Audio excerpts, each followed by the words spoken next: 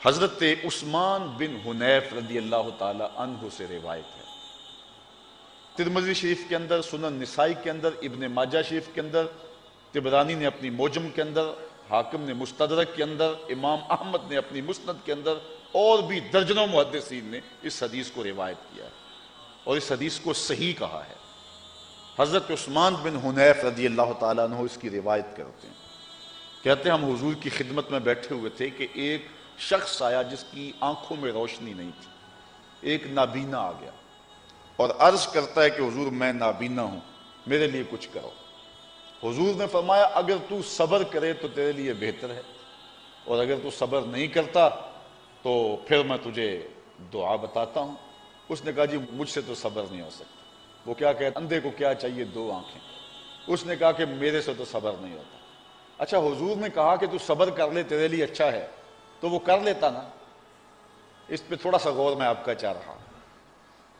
ایک خاتون آئی، اس کو مرگی کے دورے پڑتے تھے، تو آقا کریم کی خدمت میں عرض کی کہ حضور میں مرگی کے دوروں میں مبتلا ہوں، اور جب مرگی کا دورہ پڑتا ہے تو میں گر جاتی ہوں اور میرا سطر بھی کھل جاتا، اور عورت ذات ہوں، میرے لیے دعا کر دیں کہ مجھے مرگی کے دورے نہ پڑیں۔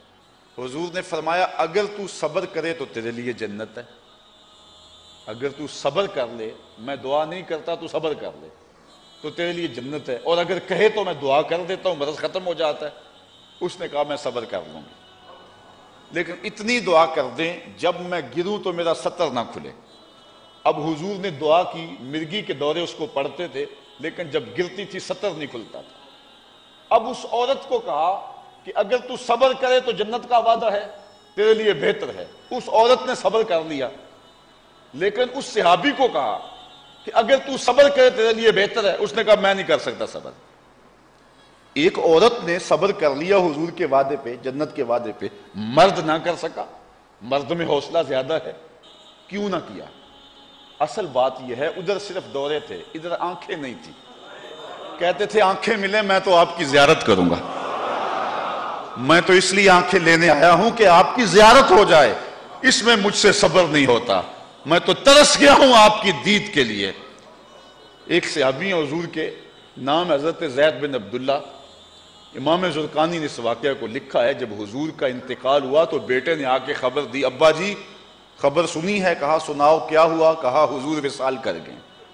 تو انہوں نے ہاتھ اٹھا دیے اور لفظ کیا کہ اللہم اذہب بصری حتی لا ارا بعد حبیبی محمد احد، اللہ مجھے اندھا کر دے۔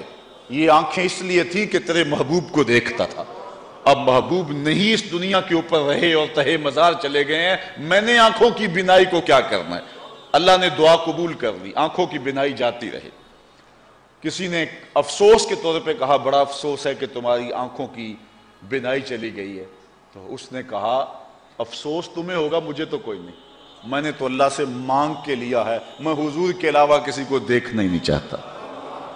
یہاں اعلیٰ حضرت کی بھی سنیے، بریلی کی گلیوں سے آج بھی آواز آ رہی ہے، کون نظروں پہ چڑھے دیکھ کے تلوا تیرا، کون نظروں پہ چڑھے دیکھ کے تلوا تیرا۔ حضور نے فرمایا، حضرت عثمان بن حنیف کہتے ہیں حضور نے اس نابینے کو کہا اگر تو صبر کرے تو تیرے لیے بہتر ہے۔ اس نے کہا جی میں صبر نہیں کر سکتا، مجھے تو دو آنکھیں چاہیے۔ اس نے دیکھنا تھا حضور کے جمال کو۔ آقا کریم نے فرمایا اچھا جا پھر وضو کر، دو نفل پڑھ۔ اس کے بعد حضور نے دعا تعلیم دی، جو ترمذی میں ہے، ابن ماجہ میں ہے، سنن نسائی میں ہے، صحیح ابن خزیمہ میں ہے، میں نے کئی احادیث کا حوالہ آپ کے سامنے رکھا۔ حضور نے کہا دو نفل پڑھ وضو کے بعد، پھر اس کے بعد یہ دعا پڑھ۔ اب دعا سنیے، اللہم انی اسألک واتوجہ الیک بمحمد نبی الرحمہ، اے اللہ میں تیری بارگاہ میں سوال کرتا ہوں اور تیری طرف توجہ کرتا ہوں رحمت والے نبی محمد کے وسیلے سے۔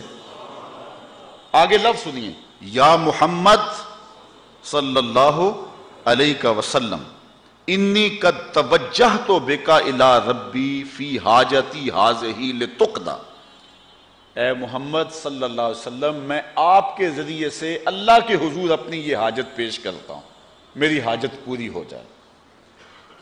اللہم فشفہ فی، اے اللہ اپنے نبی کی سفارش میرے حق میں قبول فرما لے. یہ حضور نے اس کو دعا تعلیم دی. حضرت عثمان بن حنیف کہتے ہیں کہ وہ نابینا چلا گیا، تھوڑی دیر کے بعد واپس آیا تو اس کی آنکھوں میں نور تھا، اس کی آنکھوں کا اندھا پن ختم ہو چکا تھا. تو حضور نے خود تعلیم دی ہے اپنے وسیلے سے دعا مانگنے کی. مہربانی کر کے اس چینل کو سبسکرائب کریں اور زیادہ سے زیادہ اس ویڈیو کو شیئر اور لائک کریں.